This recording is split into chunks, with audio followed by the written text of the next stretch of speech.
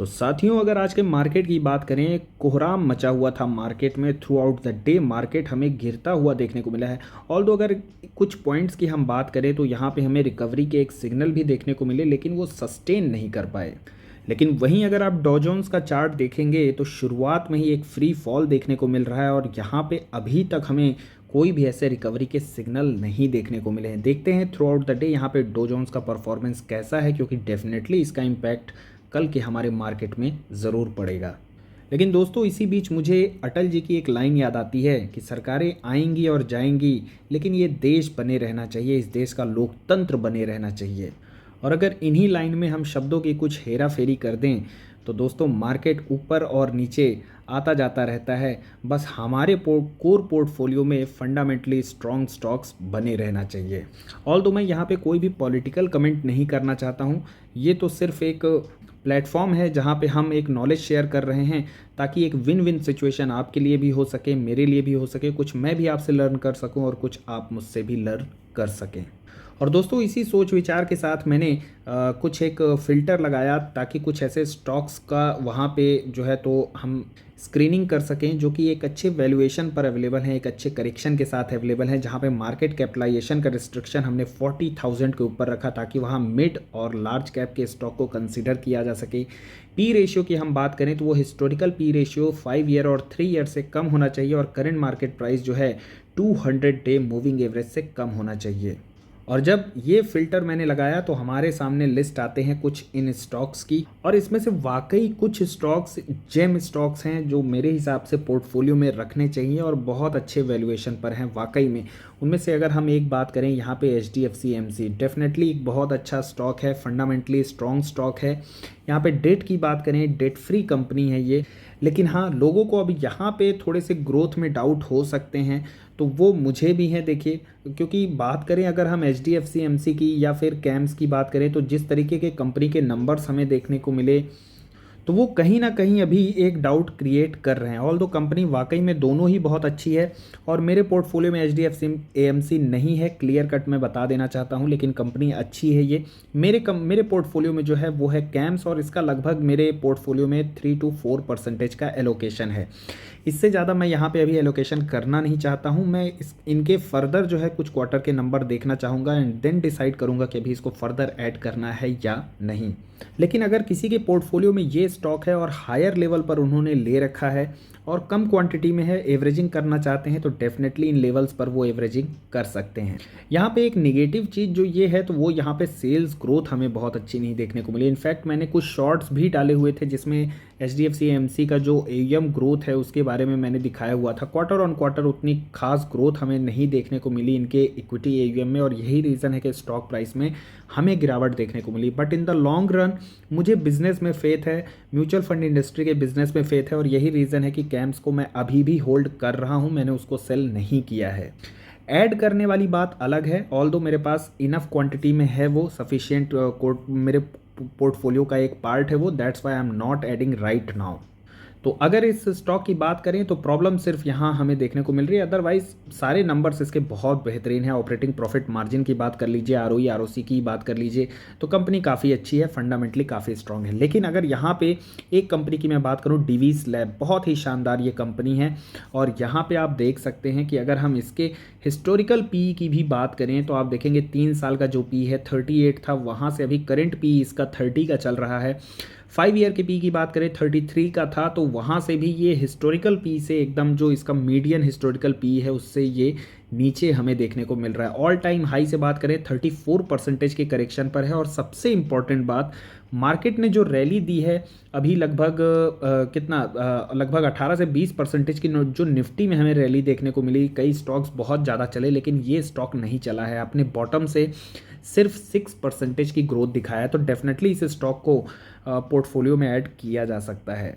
अगर यहाँ पे इसके चार्ट पे बात करें तो आप देख सकते हैं यहाँ इसका बॉटम जो है लगभग 3450 के आसपास बना हुआ था, वहाँ से ये लगभग 100 रुपीज़ के ज़्यादा प्राइस पर आपको देखने को मिल रहा है। यहाँ से बहुत ज़्यादा ग्रोथ इस स्टॉक में देखने को नहीं मिली, करेक्ट होकर के वापस ही उन लेवल्स पर आ रहा है।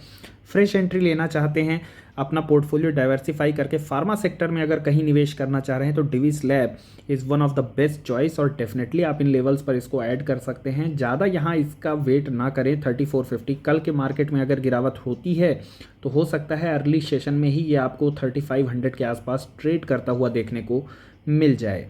और 150 पॉइंट के लिए आप यहाँ पे इतनी बड़ी रैली को मिस ना करें, क्योंकि डेफिनेटली आगे आने वाले टाइम में जब लॉन्ग टर्म के लिए अगर आप इसको होल्ड करेंगे तो यहाँ पे अपसाइड का मार्जिन काफ़ी ज़्यादा है इस स्टॉक में।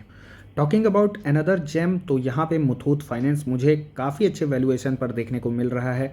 ऑल दो कंपनी के यहाँ पे नंबर अभी बहुत ख़राब आए हैं, डेफिनेटली इस बात से बिल्कुल डिनाई नहीं किया जा सकता है, लेकिन कंपनी के फिर भी अगर पास परफॉर्मेंस के अगर आप देखेंगे 3 साल के प्रॉफिट ग्रोथ 26% की है, सेल्स में ग्रोथ 17% की है। यहाँ पे कंपनी जो है तो अपने 150 ब्रांचेस और यहाँ पे ये जो है तो ऐड करने वाले हैं। आरबीआई का अप्रूवल आ चुका है। पी रेशियो की अगर हम बात करें 12 का मीडियन पी 3 साल का है। यहाँ पे 5 साल की बात करें 12.49 का है। तो यहाँ पे अभी जो ये है तो ऑलमोस्ट 11 के पी पर हमें ट्रेड करता हुआ देखने को मिल रहा है, तो एक अच्छा वैल्यूएशन यहाँ पे है। और इस स्टॉक प्राइस का अगला सपोर्ट जो होगा वो लगभग 1000 पर आपको देखने को मिल सकता है। ऑल दो अभी जब इसमें लोअर सर्किट लगा था, जब कंपनी के नंबर खराब आए थे, तो यहाँ पे इसने 1009 का अपना बॉटम लगाया था। तो आप चाहें तो ज़रूरी नहीं कि 1000 के लेवल का ही वेट करें, इन लेवल्स पर भी इसको ऐड कर सकते हैं। इसके अलावा बात करें कुछ आईटी जेम्स की जिनको आप कल की डेट में रडार में रख सकते हैं, क्योंकि मार्केट में अगर गिरावट हुई तो ये और ज़्यादा डिस्काउंटेड प्राइस पर आपको कल मिल सकते हैं। यहाँ पे अगर स्टॉक पी की बात करें 38 है, बात कर रहे हैं हम LTTS की। और यहाँ पे अगर आप देखेंगे इसने 200 डेमा का जो इसका जो मूविंग एवरेज है वहाँ से इसने रेजिस्टेंस लिया है, और नेक्स्ट ये सपोर्ट अपना यहाँ पे 50 डेमा से जो है तो वो ले सकता है। 50 डेमा का जो इसका प्राइस है वो ऑलमोस्ट 3500 का है। तो ये लेवल भी आपको हो सकता है कि कल के दिन देखने को मिल जाए। बाकी यहाँ पे अगर हम इसके 3 साल के पी की बात करें तो आप देख सकते हैं कल अगर थोड़ा सा और डिस्काउंट हुआ तो शायद ये आपको एग्जैक्टली देखने को इसका मिल जाए। 36.8 का इसका 3 साल का मीडियन पी है, फिलहाल ये 38 पर चल रहा है। तो उतना मुझे नहीं लगता कि कोई बहुत बुरी डील है, यहाँ पे वैल्यूएशन फेयर हैं। और इस कंपनी में देखिए, चाहे बात करें LTTS की, चाहे बात करें टाटा एलेक्सी, कोई भी कंपनी अगर आपके पोर्टफोलियो में है तो यहाँ ये कंपनी जो है तो ER&D सेगमेंट में कार्य करती हैं। काफ़ी अच्छी अपॉर्चुनिटी है और ह्यूज ग्रोथ की अपॉर्चुनिटी है इस सेगमेंट में दोनों ही कंपनीज के पास। कंपनी के अगर हम नंबर्स की बात करें, ROE आप देख सकते हैं, ROC देख सकते हैं, काफ़ी अच्छे नंबर हैं। ऑलमोस्ट डेट फ्री है ये कंपनी। डिविडेंड यील्ड ऐसा कुछ खास नहीं है। ऑपरेटिंग प्रॉफिट मार्जिन भी अच्छा है। ऑल्दो टाटा एलेक्सी हर फील्ड में यहाँ पे LTTS से काफ़ी बेटर है, लेकिन अगर आप वैल्यूएशन की बात करेंगे, आप देखिए प्राइस टू सेल्स रेशियो 23 का है, जबकि LTTS में 5.6 का है। 10 से ऊपर कोई भी शायद ही आपको देखने को मिलेगा अदर देन एप्पल। तो यहाँ पे ये जो है तो काफ़ी ज़्यादा, इनफैक्ट टाटा एलेक्सी मैं मानता हूँ अभी काफ़ी ज़्यादा यहाँ पे ओवर वैल्यूड है। एक भी अगर यहाँ पे क्वार्टर के नंबर इसके थोड़े बहुत डावाडोल हुए तो इस स्टॉक में भारी गिरावट हो सकती है। तो इन हायर लेवल्स पर मैं नहीं बोलूँगा इसको ऐड करने के लिए। अगर आपने लोअर लेवल्स पे ले रखा है तो डेफिनेटली होल्ड एंड कंटिन्यू। हालांकि मैं यहाँ पे 3 साल और 5 साल के पी से कंपेयर नहीं करूँगा। रीज़न ये है कि ये दोनों ही स्टॉक जो हैं, एप्पल की भी अगर हम बात करें, ये सारे ग्रोथ स्टॉक हैं और पी रेशियो के साथ इनको कंपेयर करना इट इज़ नॉट फेयर, क्योंकि यूजली पी रेशियो के साथ हम कंपेयर करते हैं जो स्टॉक्स मैच्योर हो चुके होते हैं, जिनकी बिजनेस ग्रोथ एक मैच्योरिटी लेवल पर आ चुकी होती है। अभी ये ना तो इंडस्ट्री मैच्योर है और ना ही ये दोनों स्टॉक्स मैच्योर हुए हैं। चलिए, इसके अलावा एक बार हम बात कर लेते हैं LTI और माइंडट्री की। तो देखिए, माइंडट्री की अगर हम बात करें, स्टॉक का पी काफ़ी अच्छा है यहाँ पे 31 का। इनफैक्ट यही सेम पी आपको जो है तो TCS और इन्फोसिस में भी देखने को मिल जाएगा। ऑल टाइम हाई से बात किया जाए तो ये अभी भी 33% के डिस्काउंट पर है। हालांकि बॉटम से भी एक अच्छा रनअप ये स्टॉक दिखा चुका है, लेकिन अगर यहाँ पे हम 3 साल के पी रेशियो की बात करें तो ये यहाँ पे मुझे लगता है एक अच्छी अपॉर्चुनिटी है उनके लिए जिनको ये स्टॉक ऑलरेडी पोर्टफोलियो में है और वहाँ पे वो एवरेजिंग करना चाहते हैं। कंपनी की यहाँ पे प्रॉफिट ग्रोथ और सेल्स ग्रोथ देखेंगे तो काफ़ी अच्छी है। इनफैक्ट LTI की भी यहाँ पे काफ़ी अच्छी है, ऑल्दो LTI थोड़ी सी यहाँ पे बड़ी कंपनी है। और अगर माइंडट्री की यहाँ पे हम बात करें, जिस तरीके के मर्जर के हमें जो रेशियो देखने को मिले, कितना मिला 73:100 का, तो देखिए यहाँ पे मैं तभी कहूँगा माइंट्री में आपको एवरेजिंग करने के लिए, क्योंकि अगर 0.73 इंटू हम 3 करते हैं तो ये आता है 2.19। इसके अलावा अगर हम 0.73 इंटू 2 करेंगे तो ये आ जाता है 1.46। तो यानी कि आपके पोर्टफोलियो में अगर आपके पास दो माइंट्री के शेयर हैं तो इन द एंड मर्जर के बाद, जो कि दिसंबर तक एक्सपेक्टेड है मर्जर हो जाएगा, तो वहाँ पे LTI माइंट्री के आपको मिलेंगे एक शेयर और 0.46% ऑफ द मनी जो है वो सेटलमेंट होकर के आपके ज़ीरोधा में या ग्रो में जो भी आपका वॉलेट है वहाँ पे आ जाएंगे। लेकिन अगर 3 आप शेयर लेते हैं तो वहाँ पे आपको मिलेंगे LTI के 2 शेयर और 0.19% जो टोटल मनी है, टोटल मनी का 0.19% जो है, 0.19% नहीं बोलेंगे, टोटल मनी का, यानी कि जो आपका पोर्टफोलियो का टोटल मनी है उसको 0.19 से आप मल्टीप्लाई करेंगे तो जितना अमाउंट आएगा वो आपके वॉलेट में सेटलमेंट के बाद आ जाएगा। तो मेरे कहने का मतलब इस तरीके से अगर आप रेशियो फाइंड आउट कर लेंगे तो आप देख सकते हैं कि देखिए 0.46 मनी वो भी लॉस के साथ आएगा। अगर ये अमाउंट रिकवर नहीं होता, आपने टॉप लेवल पर ले रखा है 5000 की वैल्यू पर या 4500 के वैल्यू पर, तो उसका 0.46% पैसा जो है वो लॉस के साथ वापस आ जाएगा। तो अगर अगर ये जो प्राइस है ये रिकवर नहीं करता है तो उस केस में आप कुछ ऐसे कैलकुलेशन कर लीजिए। ये 2 और 3 का मैं एग्जांपल दे रहा हूँ। सिमिलरली आपके पास कितने शेयर हैं, अगर मान लीजिए 5 हैं या 6 हैं, मैं कहता हूँ अगर 6 हैं तो इट्स बेटर कि उनको 7 कर लीजिए, क्योंकि वैल्यूएशन भी अच्छा है। और 7 करने के बाद अगर आप 0.73 इंटू 7 करेंगे तो ये आता है आपका 5.11, यानी कि सिर्फ टोटल मनी का 0.11 टाइम्स जो पैसा होगा वही सेटलमेंट के बाद आपको वापस मिलेगा। उसके अलावा जो 5 शेयर हैं वो आपको मिल जाएंगे LTI के और वो आपके कंपाउंडेड होते रहेंगे इक्विटी में। तो आई होप कि ये कैलकुलेशन आपको समझ में आया होगा। और इसके अलावा जो है तो एक डिटेल्ड वीडियो मैंने LTI माइंट्री के बारे में बना के रखा हुआ है, आप चाहें तो उसको विजिट कर सकते हैं।